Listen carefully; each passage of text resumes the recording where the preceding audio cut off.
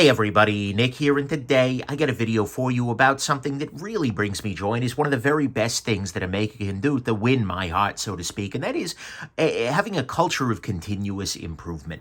First off, I want to thank my Patreon patrons for making this video as well as the channel possible. I also want to thank Tactile Knife Company for sending these guys along and Urban Survival Gear for sending these guys along. These were not sent for this video, they were sent for review, but in the name of disclosure, I figured I'd let you know that those guys are, that's how these showed up on my table. But what I want to do is talk about one of the very best things that makers can do, which is continuous improvement. When makers just want to make the product better, they're taking something that was already made with a great deal of pride and care, and they are improving it to be made with even more pride and even more care. And they're more specifically, they're not waiting to release a new model. They're not waiting to do version 2. They're not letting the marketers control things. They're just constantly trying to improve things and make things better without making buyers wait around or pay too much more for the privilege. This is an absolutely amazing thing, and it needs to be a thing even more. And first off, I just kind of want to talk about what it is, and I want to give a couple of examples. The thing that actually inspired this video, and the reason this video is going to drop when it does, is this little guy right here. This is the Tactile Turn, the thumb stud Rockwall pocket knife. Sorry, Rockwall. The thumb stud version of it is a knife that I have reviewed actually previously. And the version I originally reviewed is this little guy right here.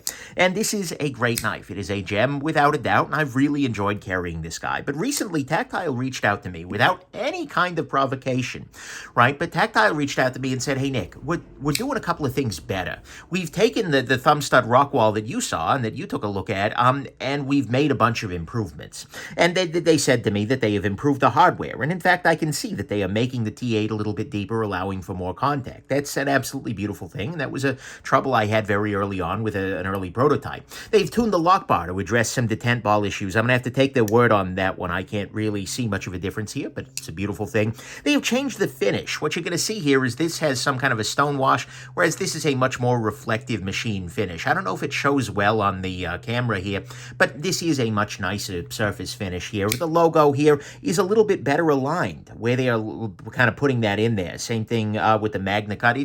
They've done a slightly nicer job of that. They've added in a titanium backspacer rather than the original, which was steel, which is actually a very nice thing, because, well, frankly, it makes the knife a little bit nicer in terms of balance, right? It's not a big deal, but it makes a similar finish, and it also makes the balance of the knife just a little tiny bit better. And frankly, all of these things are not really enough to make it a new model. It's certainly not the Rockwall Thumb Stud 2.0. No, it's damn near the same knife, but every one of those things is an improvement. Now, did they have to do any of it? No, not necessarily. Like I said, the knife was amazing before, but now it's even better. And that is, to me, an absolutely wonderful thing, right? People who buy this knife now are getting an even better version of what was already a great knife, and to me, I love that. That is beautiful. I would be remiss talking about continuous quality improvement if I didn't shout out Spyderco. They have the idea, in fact, they even have an acronym for it, CQI, Continuous Quality Improvement. Spyderco is a company that has really, for a long time, lived by this idea, lived by this mantra, and we've seen this over and over again, right? Where you would see, for instance, the Spyderco PM2 is a nice example of this. This has been a model that has been out for a long, long time, right? This is an old model at this point. Well, okay, not old, but it's a relatively, it's been around.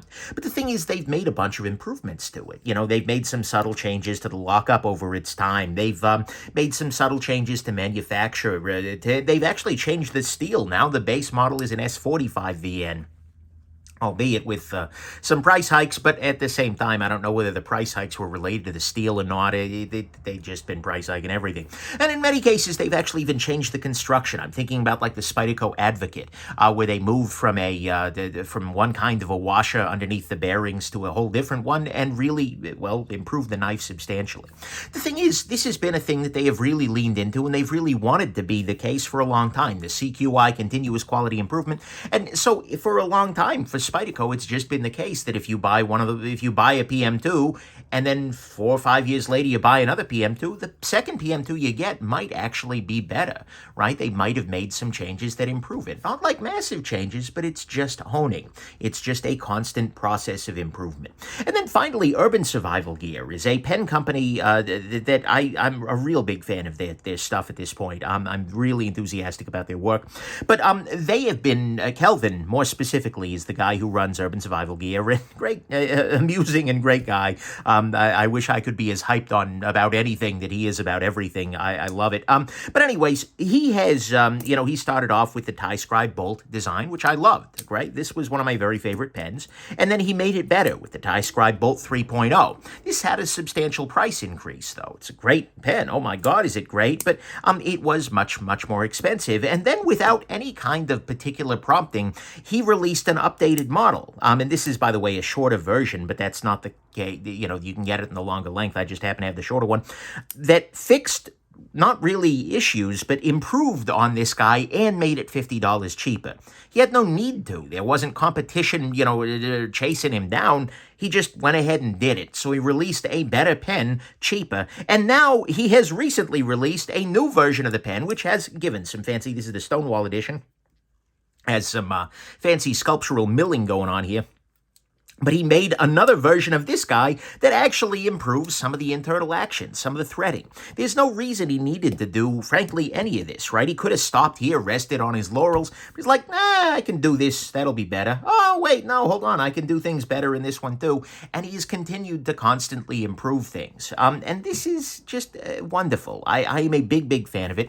I say all the time, Urban Survival Gear, Kelvin seems to view himself as his competition and continually is trying to beat the crap out of his competitors. It's amazing. So as a result, you get a constant improvement in the quality of these pens, and to me, that's absolutely wonderful. So I really, really love seeing this kind of pattern where makers are constantly working to improve the products that they're selling. But I want to be very careful about one thing. There are people who do something that's a little bit different that can look the same.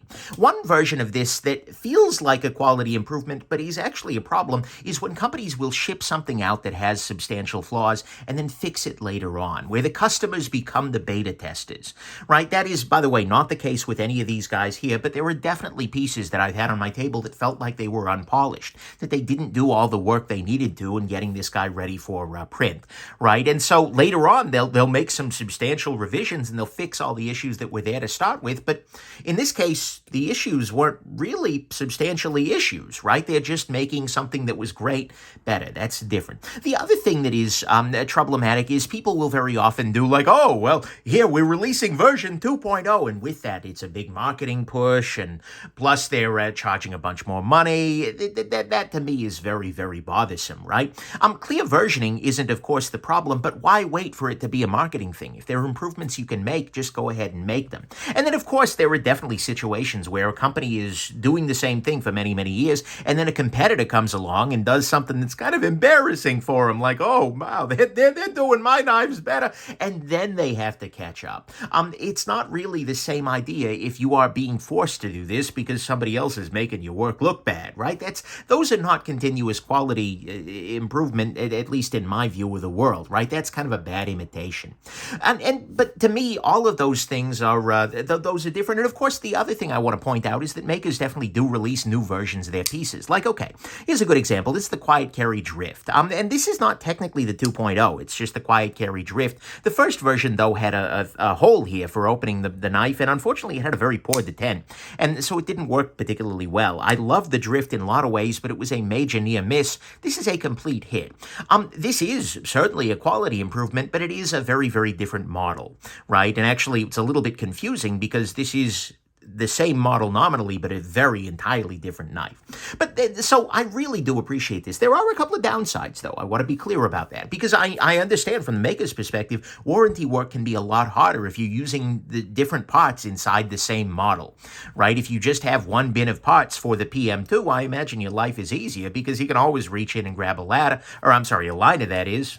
Grab a ladder, too, if there's a ladder in your parts bin, but if there's a ladder Your pot spin, you got bigger issues. Anyways, I digress. I can totally see how that would make your life much more difficult as a manufacturer, especially if you are not able to run off, so to speak, get new parts made very quickly. I can also see it being much harder for used buyers to know what they're getting, right? If you buy something on the secondary market and there have been changes throughout time, it could be that you own one of them, you want to buy another one, and the second one doesn't quite have those tweaks.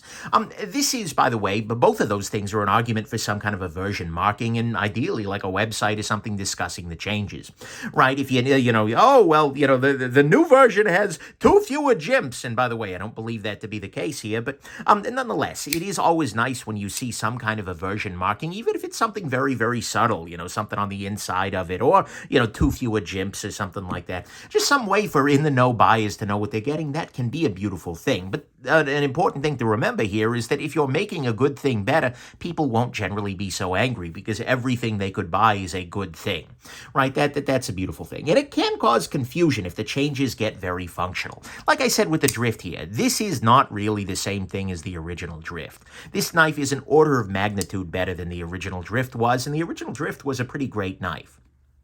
But to me, at least, it is kind of important that, if you make a big functional change, you give it a big functional change in the name, right? Everything that you're doing in this kind of process, I feel like should be a pleasant surprise rather than a completely big difference, right? If they suddenly change to a completely different thumb stud or something like, well, okay, they change to something completely new and different, then it's just a new product. That's great. Have fun. Feel free to do that, but at the same time, it's different. And it can be a little bit rough, finally, on the downside. It can be a little rough for early adopters, right? Because people might feel like, oh my God, they're getting a better product for the same thing I paid. But this is why you need to make sure that everybody gets a good one and that the people later on might just get a little slightly better one, right? This is also a good argument, by the way, for makers having a dedicated group of fans or perhaps, gear reviewers who are willing to do stealth consulting for makers, by the way. Just saying, but nonetheless, it's a good idea for makers to beta test their products, either with their fans or with other random people, so that you can get those issues out and everybody gets the right, everybody gets really good just to start. But those are really the only downsides I can see. It makes warranty work a little harder. It makes it a little harder for buyers to know what they're getting, and both of those issues are resolved by doing some version marking. It can cause a little confusion when you start using the same name for a very different product, and it can be a little rough for early adopters, provided that that the changes are really, really meaningful. But to my perspective, all of those things completely aside, you should be doing this, makers. I mean, I understand the complications here. I have a great deal of respect for the fact that it takes it takes some doing, I'm sure, to retool. But it really impresses, I think, both buyers and certainly me, because it shows a dedication to the quality of the craft. If you're willing to be constantly making those tweaks and trying to make your product better, not because you have to, not because it's a marketing point, but because you want your products to be the best they can be, that's a beautiful thing. It shows a respect to your supporters and wanting to always be giving them your absolute best, and it means that you are always doing better and better and better and better. And as a result, a model that's been around for many years isn't stale, it's optimized. And that to me is an absolutely beautiful thing. So anyways, there's my rant. I just love when makers are constantly holding themselves to the fire and trying to improve their products over and over and over again, because ultimately the end result are products that are just wildly good. And I really, really deeply appreciate that. So there you go. Hope this has been interesting to you. You found this video to be continuously improving. That you have yourselves an absolutely wonderful rest of your day. Bye now.